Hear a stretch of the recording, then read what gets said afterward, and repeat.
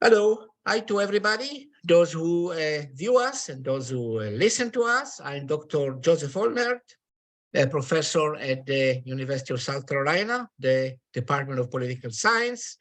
And I would like to invite you all to listen and view a discussion that I'm going to conduct with a very distinguished guest, a scholar, Professor Motti Inbari, a full professor at the University of North Carolina at Pembroke, a writer and co-author of 10 books. 4 of them I already read by myself. I'm waiting to read the other ones. And Motti is a great expert on Israeli politics, on the legal system in Israel, and on the question of state and religion in Israel, which is part of the issues which is in the background to all that is happening today in Israel. And we decided to do this discussion in view of the turmoil in Israel and the level of concern and interest shown by people who support and like and love Israel as to what is happening over there. So we hope that this discussion will clarify some issues, will give a better background and perspective to those who are interested, and allow me to start by simply presenting the main points of the changes proposed by the current government so that we have a basis for the discussion. And by doing that, I will start by saying that the very definition of what is happening is part of the problem, because there are those who would like to call it the changes of the character of the regime in Israel. There are those who just say legal reform. So I will take a neutral term, at least I hope it's neutral, and will say the changes proposed by the Netanyahu government. And I'll do it by points, one by one. So point number one, let us remember, it is important, that the Prime Minister himself, Mr. Netanyahu, is under trial for corruption charges in a court in Jerusalem. And he claims, of course, his innocence. And I personally hope that he will come out innocent and the acquittal will be there, but that remains to be seen. And the point, therefore, is that there are those who say, look, there is a conflict of interest. When you are under trial in the legal system that you want to change, that creates an automatic conflict of interest. Now, point number two is, ahead of the elections in Israel, which brought in this government, which has a clear majority in the Knesset, this is an important point to remember, 64 out of 120, the Likud leadership, particularly Netanyahu himself, did not emphasize changes in the legal system as a main Likud election platform, okay? Now, point number three is, so what do they want to do? The overall point is to change the role of the Supreme Court of Israel in the political and public life of the state in order to reduce the powers which were taken by the Supreme Court as a result of the judicial or legal revolution initiated by then Supreme Court Chief Justice Aaron Barak in the mid-1990s, which led to what they call the legal activism of the Israeli Supreme Court. So what did they propose? They propose the following. First of all, that there will be a power to the Israeli Knesset to override laws initiated by the Supreme Court, and that this power will be by a majority of 61 in the Knesset out of 120 members. That's to say, the most minimum, smallest margin in that Knesset. Point number two, they want to change the composition of the committee which elects new judges to the Supreme Court in order to give an automatic majority to members of the coalition government of the time in that committee, at least 6 out of 11 members of the committee, as opposed to the current situation whereby the majority in the committee is by the Supreme Court judges themselves plus representative of the bar. Obviously, they talk about changes that will be for every government. Today, it's a Likud government. Tomorrow, it could be another government. But that's what they want to do. Point number three is they really want to make a point that the Supreme Court, even if they want to change rules, before it comes to the Knesset that could then override them, that there should be a very special majority of 11 or 12 out of the 15 judges in the Supreme Court that will approve the ruling out of laws of the Knesset. Another point is, which is not so clear, but they basically say it is, we want to make sure that the Supreme Court will not intervene in too many issues that are discussed in the Knesset, approved by the Knesset, and then by the government, because we have to keep a proper balance between the three authorities of what they call real democracy. So these are basically the main changes that they want to enact in the Israeli legal system. And the opponents, of course, are claiming that this is a coup against democracy, that will make Israel a non-democratic state. And the protest in Israel is a large-scale protest, much bigger than what was anticipated, apparently, by the government when they started with all that, even though I should say that in 2005, there was a very large protest against the withdrawal from Gaza, what they call at that time the disengagement, though not to that extent as today, but still a very, very big one. So it is not unprecedented completely to see many thousands of people, hundreds of thousands in the streets from both sides of the spectrum. That said, the floor is yours, Professor Inbari, and we shall then start a discussion based on your comments and remarks. Go ahead, please. So I want to first of all do some corrections or maybe add a few more points to your presentation. They also want to weaken, the proposal also wants to weaken the Attorney General powers to, and the proposal also wants to cancel what is called the reasonability clause by the Supreme Court, that the Supreme Court cannot say it's not reasonable that a corrupted politician already indicted in criminal activities and set in jail, it's not reasonable that that person can be a minister in the government. Yes, so they want to cancel that, so they will allow corrupted politicians to get back to the government. And there are additional 140 bills that are added to this, and that include giving presents to Netanyahu. This includes all the corruption, also types of corruption and benefits to the ultra-Orthodox and all that stuff. So I say, overall, when you look at it as a package deal, this is an assault on the Israeli democracy. This is an assault on Israeli institutions. It will weaken significantly the authority of the courts, and it will undermine, to the point it will make the separation of powers a joke. And this is why so many people think this is undemocratic, and this is why they are going to the streets. Now, you mentioned the disengagement from Gaza. I just want to remind our listeners that the disengagement from Gaza took place in 2005, was initiated by the Likud. So when we are talking about disengagement from Gaza, basically the only group that was protesting against the disengagement was the religious Zionists. This was one sector in Israeli society that protested the disengagement. Now the protests against what's happening in Israel, I think, are larger than just the one sector of Israeli society. And this is why they are much bigger and much stronger.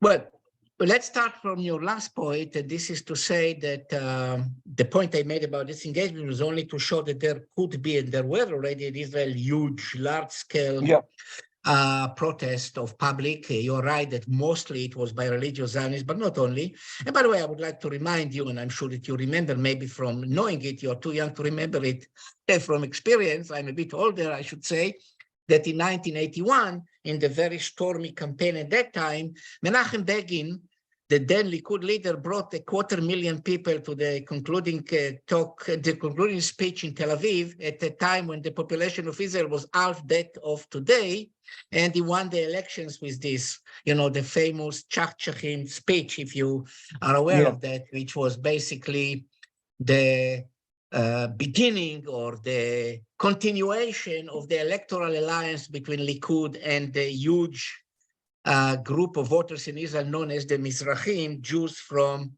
Arab countries. That is the backbone of the right wing in Israel and of Likud in particular. But let me get into two of the points that you made about the essence of the changes. And to say, maybe I should start with a personal comment to say that, yes, I am not a fan of Netanyahu. Okay, I'm not a supporter of Netanyahu. I'm definitely defining myself as an old style, begging type Likud, which doesn't exist anymore. And I would like to remind all of us that Aaron Barak, the man who started the revolution that is leading to the counter proposed revolution now, was appointed by Menachem Begin, and he gave him the authority as an attorney general to do what they do now, which they want to change. That's to say, the old Likud and the new Likud are two different political entities. Leave it at that. No. So about the attorney general, the attorney general in Israel is having powers which do not exist in most democracies. I mean, let's face it. The attorney general basically has the power to dictate to the government what to do. And I believe this is not democratic, and that should change. And on this one, I'm with the reforms. And I'm saying it bluntly, without any reservation. The second point here is the reasonableness clause. I don't believe that the court should judge by saying there is a law, but we think that. It's not about what we think, it's about what the law says. So that one is also a problem in terms of what should be happening, and I would therefore go along with this one. However, you are absolutely right that the overall package is a problem, first of all, because of the fact that there is a conflict of interest for Netanyahu personally, but that we already touched upon. The other 2 points here are the following. A, too much at the same time. And when you bring so much at the same time to the table, that's a revolution. Yeah. And when you don't prepare the public about it, when you don't try to come to a dialogue, you just try to enforce it through automatic majority in the Knesset, this is very, very bad. And by the way, how do we know it? I have a video from 2012 in which somebody called Benjamin Netanyahu, who was already then Prime Minister of Israel, was asked about similar reforms in Hungary. And you know what? He denounced them exactly in the same words that Professor Inbari has used just now. So even to quote Netanyahu from the past, and that's exactly what he said, too much at the same time, it's a revolution, there has to be a dialogue, there has to be a discussion, and all that comes with it. Now, the other point about all that is that the protest in Israel is stronger than what it was in the past because it is not just about the judicial changes. It is also about 2 other points. And then we'll open it up for you, Mordechai, to react to this. One point is the overall power which seems to be growing to the religious parties. And that's a problem. That's a problem because many people feel that it's about time to change some of the traditions of Israeli politics, whereby, for example, so many so-called students of yeshivas are exempted from military service, and yet they are advocating the most militant and most aggressive Israeli foreign policy, which requires the use of the military. And of course, the benefits they get in the economy and all that. No. The other problem really is the personality of Netanyahu. And let's face it, I mean, the fact of the matter is that if you come to the Knesset and the first laws or changes that you pass are to enlarge the personal expenses of your own family and all that comes with it, that smells very badly, and that creates a sense of corruption that is behind part of the protest. Now, let's leave it at that and allow you to react, because I would like later to raise another point, and this is the overall sense of what happens in terms of Israeli politics in general, and this is the division between those who protest in favor as opposed to those who protest against, who they are and why. Yeah, Professor Inbari. I would like to say that there are 3 major players who are now trying to change the judicial system, and we're trying to figure out what's their benefit. Why do they want it so badly that they are willing to go that far? Yes, and first of all, you mentioned already there's Netanyahu and his, alleged corruption. So he wants to change the rules of the game while he is in charge, while he is in trial, with all that problem that comes with that. Okay, let's put it aside. We already understand why he wants to change the laws of the game. Now, as you are looking at his partners today in the Israeli coalition, we saw two different responses. One was very militant, that want to go with these changes all the way through, even to go against America, against Biden, go all the way without any compromise. And then there was the others who were willing to make compromise at the last minute. So these are the orthodox players. And we need to understand the orthodox players and their politics and why they want so these changes in the court so much. So first of all, let's start with the ultra-Orthodox. The ultra-Orthodox parties, why do they want to weaken the Supreme Court? Because they have realized in the last few years, especially, that the Supreme Court is becoming less and less open to the preference that the Israeli lawmakers are giving to the ultra-Orthodox by exempting them from military service and by giving them unproportional social benefits that other sectors of Israeli society do not get. So there's a question of equality. Now, the Supreme Court is starting to talk about the equality, that the Israeli public is not equal to the ultra-Orthodox, and therefore the ultra-Orthodox, they need to trim their privileges. And this is why they want to weaken the court. They want to have this override. So whatever the Supreme Court will decide, they can override it immediately with their powers in the Knesset. And this is because the Supreme Court is saying that it's not equal, and the Supreme Court struck down a few laws that were giving extra unequal benefits to the ultra-Orthodox, and this is why they want to trim the Supreme Court. And the second Orthodox group that want to trim the Supreme Court, and they are the ones who are fighting all the way to the bitter end. They are willing to go against Biden, they're willing to go against the will of the people. These are the religious Zionists.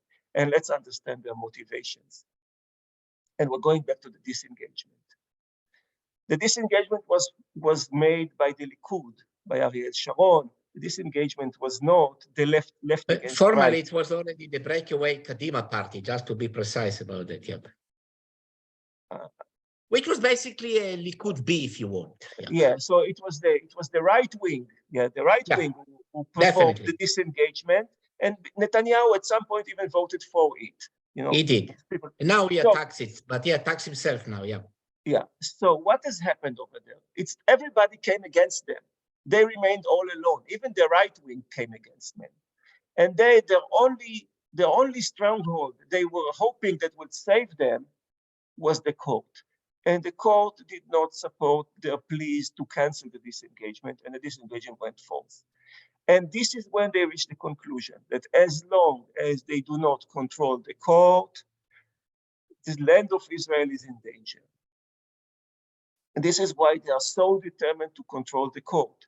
They want to control the court. So even in the future case where everyone would flip against them and there will be a consensual agreement to evacuate territories and to dismantle settlements, something that might happen, let's be realistic, this might happen. They want to make sure that they control the court. This will be the last stronghold, but the court will be with them. So this is what the players want to achieve from canceling the court. And this is why the Israeli people needs to know that this is what it's standing behind it. Well, okay.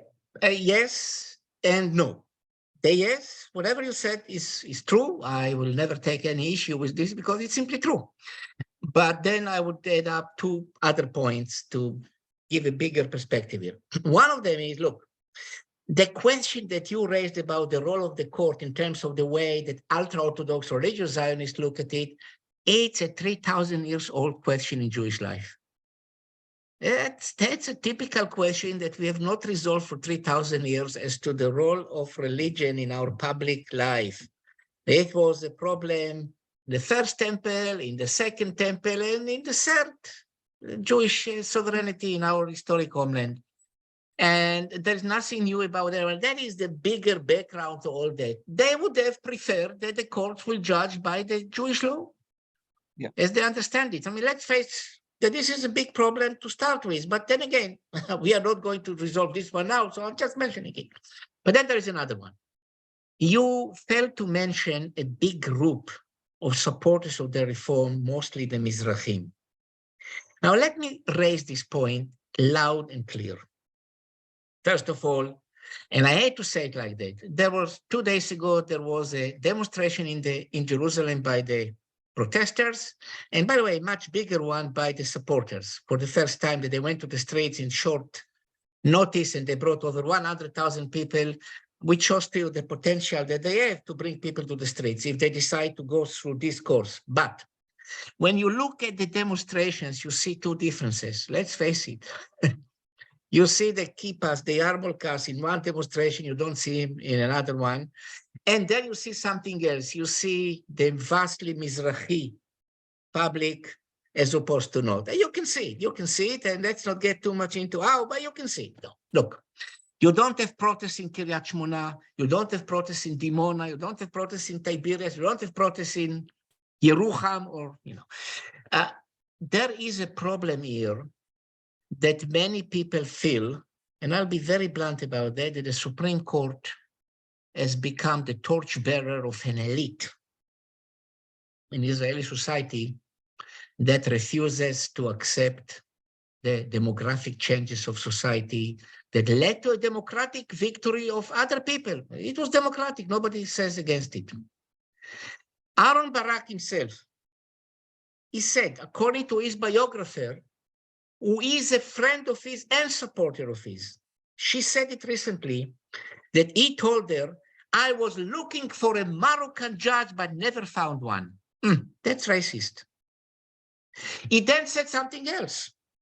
He said the Supreme Court should not represent society. It should reflect it. That's not good. Now, American viewers, and we talk here to an American audience, they know that when people talk about the composition of the Supreme Court here, they talk about every section of society, whether it is represented, underrepresented, overrepresented. And recently, we finally had a Black woman being appointed. It was a big celebration for the first time. The fact of the matter is the Israeli Supreme Court is not representative of society. And that includes, by the way, the Israeli Arab minority. There should be 2 or 3 out of 15. There is only 1. So for all those who say, look, it takes care, myself, only about Jewish sections of society, I also talk about Arabs. So when you put it all as such, you can see that the struggle really is much bigger than just legal changes. It is a struggle between elites. And that's very dangerous. I'm not trying to minimize it. On the contrary, maybe even to show how strong it is, how dangerous it is. But I feel something that needs to be said, and that will be my last comment on this context, that has to be said particularly to an American audience. The social groups that support Likud and its satellites are mostly the same groups that in American context would have been members of the Democratic Party, not the Republican. We saw it, by the way, 2 days ago when the Istadrut, the trade unions, finally declared a strike in protest against the government, and the strike was broken. It was broken because in many places, the workers who are Likudniks did not want to strike. And we gave stories about what happens in the ports and other places, and now the chairman of the workers' committee of the airports apologizes for what he did because he is a Likud member, and so on and so forth. What I'm trying to say is here that we need really to put it all in a context that will make more sense to those who watch it from a distance and are easily swayed by arguments that sound too similar to the American reality, but not really. And the last point about that is, look, in America, the judges are elected by politicians. That's what Netanyahu wants to do in Israel. So let's put it in that context. Yeah, Professor Inbari, I have to. As usual, the floor is yours again. Yes. So now, first of all, let's talk about the Istadrut, the labor union, because news that came yesterday kind of revealed the whole story behind this big strike of the labor. They were coordinated with Netanyahu. Yeah, Netanyahu asked them to do a strike so he can get off the Well, the no, roof. but also he knew that most of the workers are on his side. There is supporters. You see it according to the results of elections. Look, so the Istadrut strike was the cynical tool that Netanyahu, the Yeah. most cynical person in Israeli Mm, politics, has that's true, used yeah. is used in order to allow himself a leverage to get off the hard positions that he has came with. So to the question of American judges compared with Israeli judges. So it's true that in the United States, politicians elect the judges, but in the United States, there are much more checks and balances to the system overall. There are two houses of parliament. Israel doesn't have a constitution. There's a constitution that determines those things. The president have an override powers. The judges come in front of a committee to hearings. This is not the same thing here. They just want to have automatic. By the way, they want to have hearings also in Israel. I should have said it, and you know it. They talk about it. They want to have public hearings to nominees or to candidates for the Supreme Court. Oh, go ahead. Okay, so American Supreme Court is composed mostly of white men. That's the truth. Now they are trying to change it and elect women and people of color and so on and so forth as a way of correction. And I'm not saying that it's not the right way to go with Israel as a way of correction. It's not just the white, Ashkenazi men that should be the judges. But there is one group in the Israeli Supreme Court that it's already overrepresented. And you know what this group is? This is Religious. the religious Zionists. And I think this is what is already behind the scene. In my opinion, they don't want representations of people. They want to bring more religious Zionists with kippot on the head to the Supreme Court. No, they want to bring, Mordechai, let's be honest about it. Look, you know it. Look, you have to look at the results of elections in Israel to understand what is happening. In the Mizrahi communities, the right-wing coalition is 80 to 90% of the vote. Look. Okay, so let me finish. The constituency that they say they care for. You can argue against it, but they say. Netanyahu didn't bring this subject to the agenda of the elections. That's true. And I don't think that people in the periphery of Israel, the Mizrahim, were so concerned about the people who are sitting in the Supreme Court are representing them from their ethnic point of view.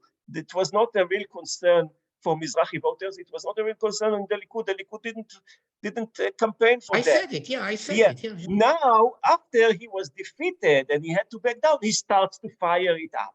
He's starting to fire it up and to bring, these tensions among Israeli society. He's trying to fire it up. And I'm just grateful that Israel has a very normal uncle in the United States. And I think this because of this Uncle Joe, that Israel is not going through that process. Mordechai, look, first of all, there's only one house in the US that elects the judges, the Senate. So let's put it, it's like one house in Israel. But, it is not so simple all but that. The Supreme Court has more checks and balances. They cannot just do whatever they want. I'm not sure about that because you saw it now about abortions, for example. And the fact of the matter is that there is this abortion protection decisions in the Senate and all that, So, I don't want to get too much into the particular legalistic side of it because I'm not an expert on it, nor do you in that sense, but it is not that simple. That's what I'm trying to say, it's not that I'm defending what is happening over there, but I really want to present it in a context that will be much more realistic and understandable to Americans. And I can tell you, by the way, you'll be surprised to hear that when students of mine, Jews or non-Jews, ask me about that in classes now, and by the way, you talked to one of my classes, and thank you very much for that. It was a great talk as usual. When I tell them that, for example, the idea is to elect judges by politicians in Israel, they say, it's a terrible idea because it's also a terrible idea here. And so, it's not that simple. But look, coming back to the wounds in Israeli society, they exist. Netanyahu uses them as a politician, as politicians do. Does he do good about it? No. Does he do what is understandable from his political perspective? Yes. In the last 48 hours, and I follow so much Israeli press, the local, the this, the that. I hardly sleeps, all the time on it. The Likud constituency is starting to react like it was in 1981. And they talk about elites that are suppressing us. And look, this is a problem that we have to understand. I'll give you an example that is very painful. A group of reservist pilots said that if the reform will be enacted, they will not come to training. They did not say that they will not come to service, to training. Okay. There are now petitions by the mechanics who work in Air Force bases, and you can see by their names who they are, that say, oh, no, we shall work even more to support all that. So it's a very sad and painful reminder how Israeli society is torn apart, but has been torn apart for many, many years and existed rather successfully. Just a few hours ago, they announced the successful launching of OFEX 13, the Israeli satellite, something that should surprise and infuriate the Iranians, because you know what these satellites are doing. That's, just to show you the potential of Israel still. You made a point about the US and all that. It's a big topic that we should talk about maybe separately, the American reactions to all this, I would tell you, Netanyahu earned the scorn that he gets from other countries. He earned it. Look, I work with Netanyahu. I know what's going on. But that's another big story, because the changes in America about Israel are not just regarding the legal status, it is also about other issues. But I think that we have a problem now whereby I don't see Professor Inbari on the screen anymore. So let me check what's going on. And if we can't see Professor Inbari, we shall have to cut it short at that point. And I believe that we have done enough to at least give a perspective and background. And I would say, therefore, thanks so much for Professor Inbari. And unfortunately, some kind of technological problem that I cannot resolve at the moment. I wish happy and kosher Passover to Professor Inbari and his family that I know very well. They're great guys. And to all our listeners, to the entire Jewish community of USC and the Jewish people altogether. Thank you very much for your viewing, and we appreciate your listening and viewing. Hopefully, we have helped people understand better what's happening. Thank you. Happy and kosher Passover.